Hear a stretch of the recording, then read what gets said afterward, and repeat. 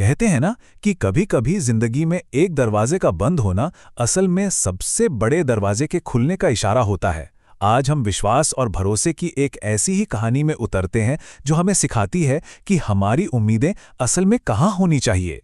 तो चलिए कहानी की शुरुआत इसी एक बुनियादी सवाल से करते हैं। जब एक दरवाजा बंद होता है तो असल में कौन सा दरवाजा खुलता है? ये एक ऐसा सवाल है जिसका सामना शायद हम सब ने कभी ना कभी किया ही है। तो इस कहानी के मरकज में दो लोग हैं, एक फकीर जिसके पास दुनियावी तौर पर कुछ नहीं था और एक अमीर आदमी जिसके पास सब कुछ था। और इन दोनों को जोड़ा हुआ था एक बहुत पुराने रोजमर्रा के दस्तूर ने। सालों से उनके बीच लेन देने का एक ऐसा सिलसिला चल रहा था जो कभी टूटा ही नहीं। ये एक ऐसा रूटीन था जिस पर फकीर को पूरा आंख बंद करके भरोसा हो चुका था। और ये सिलसिला देखिए बिल्कुल सीधा साधा था। फकीर का हर दिन ऐसे ही गुजरता, दरवाजे पर पहुंचना, दस्तक देना, खैरात लेना और फिर शुक्रिया अदा करके लौट जाना। बस यही उसकी जिंदगी का एक अहम हिस्सा बन चुका था। लेकिन फिर एक दिन कुछ ऐसा होता है जो इस बरसों पुराने सिलसिले को, इस रूटीन को एक झटके में तोड़ देता है। फकीर अपने रोज के वक्त पर पहुंचा, लेकिन इस बार दरवाजे के पीछे से वो जानी पहचानी आवाज नहीं आई, बल्कि एक दूसरी आवाज सुनाई दी। आज वो सो रहे हैं, तुम कल आ जाना। फकीर चुपचाप वहां से लौट तो आया, पर उसके दिलो दिमाग में एक अजीब सी कश्मकश शुरू हो गई थी। एक ऐसी सोच जिसने आगे चलकर सब कुछ बदल देना था।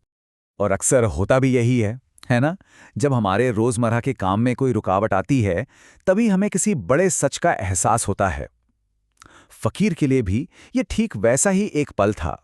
अब देखिए, फकीर के जहन में दो चीजें बिल्कुल साफ हो गईं। एक तरफ था वो सोने वाला इंसान जिस पर उसका भरोसा टिका था, और दूसरी तरफ थी वो जात, वो हस्ती जो कभी नहीं सोती और जिसे वो शायद भूल चुका था। और बस उसी एक पल में फकीर ने अपना रास्ता चुन लिया। उसने फैसला किया कि अब वो सोने वाले के पास नहीं, बल्कि उसके पास जाएगा जो कभी नहीं सोता। और वो फकीर सीधा मस्जिद की तरफ चल पड़ा। ये सिर्फ कदमों का सफर नहीं था, ये तो उसकी रूह का सफर था जो एक नए भरोसे की तलाश में थी। वहां पहुंचकर उसने हाथ उठाए और दिल की गहराइयों से एक दुआ निकली। या अल्लाह, मैं आज तक तेरे एक बंदे के पास जाता था, वो मुझे देता था, लेकिन आज वो सो रहा था। मगर तू तो कभी नहीं सोता। मैं तुझसे माफी मांगता हूं कि मैं तुझे भूलकर दूसरों के दरवाजे पर जाता रहा। उसकी आवाज में गहरा पछतावा था। और फिर उसने वो बात कही जिसने सब कुछ बदल दिया। आज के बाद मैं सिर्फ और सिर्फ तुझसे ही मांगूंगा, मुझे अपने सिवा किसी का मोहताज मत बनाना। अब देखिए, जब फकीर इस तरह अपनी दुआ में डूबा हुआ था, उसकी आंखों से आंसू बह रहे थे, ठीक उसी वक्त एक और शख्स बड़ी खामोशी से मस्जिद में दाखिल हुआ। और ये कोई और नहीं बल्कि वही अमीर आदमी था जिसके दरवाजे से फकीर लौटाया गया था। वो चुपचाप ठीक उसके पीछे आकर बैठ गया और उसकी एक एक बात, उसकी एक एक सिसकी सुनता रहा। जैसे ही फकीर ने दुआ खत्म की, अमीर आदमी ने आगे बढ़कर उसके हाथ में एक कागज का टुकड़ा थमा दिया।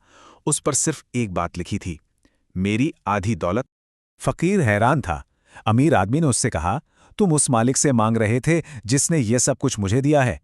मुझे तो ये डर लगा कि अगर मैंने तुम्हें देने में देर कर दी तो कहीं वो मुझसे भी ये सब वापस ना ले ले। और अमीर आदमी के इन लफ्जों ने फकीर को वो बात समझा दी जो शायद वो जिंदगी भर नहीं समझ पाया था। यही इस कहानी का सबसे गहरा सबक है। फकीर की आंखों से एक बार फिर आंसू छलक पड़े।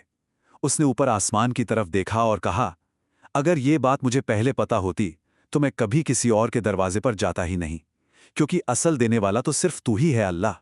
तो देखिए, ये कहानी हमें यही तो सिखाते हैं कि जब कोई इंसान अपना दिल सही जगह यानी असली मालिक की तरफ मोड़ देता है तो फिर ऐसे ऐसे दरवाजे खुलते हैं जिनका उसने कभी तसव्वुर भी नहीं किया होता। और आखिर में ये सब कुछ इस एक गहरी सच्चाई पर आके खत्म होता है जो हमें याद दिलाती है कि वो चाहे जिसे इज्जत देता है और वो चाहे जिसे जिल्लत देता है, सब कुछ उसी के हाथ में है।